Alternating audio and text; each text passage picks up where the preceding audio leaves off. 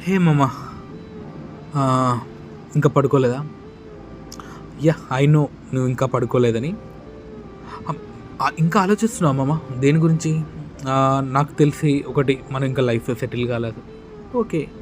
ఇంకా దేని గురించి? మన అమ్మ నన్ను బాగా చూసుకోవట్లేదు. ఇంకా దేని గురించి? యెస్. అవును, మన ఫ్రెండ్స్ సెటిల్ అయ్యారు. ఇంకా నువ్వు కాలేదు. అవునా మామ?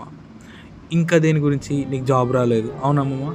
అరే, ఆలోచిస్తున్నావు. అవును, ఆలోచించినంత మాత్రాన నీకు జాబ్ వచ్చిందా? మన అమ్మ నాన్న ప్రాబ్లమ్ సాల్వ్ అయ్యాయా? అన్ని ప్రాబ్లమ్స్ సాల్వ్ అయ్యాయా? లేదు కదా!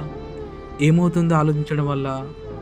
ఆలోచన వల్ల మన ఏదైతే స్టార్ట్ చేసామో డే నుంచెళ్ళి, వీక్స్ నుంచెళ్ళి, మంత్ నుంచెళ్ళి ఇయర్స్ అయిపోయినాయి. ఇయర్స్ అయ్యడం వల్ల ఏమైంది? మన ఏజ్ పెరిగింది. మన అమ్మా నాన్న ఏజ్ పెరుగుతుంది. అవునా? సో, ఇక్కడ ఆలోచించడం వల్ల ఏమి రావట్లే కదా! So, stop thinking too much. Just మామ, focus on your for example, నీకు ఏదైతే ఇష్టం ఉండదో దాని మీద ఫోకస్ చేయి.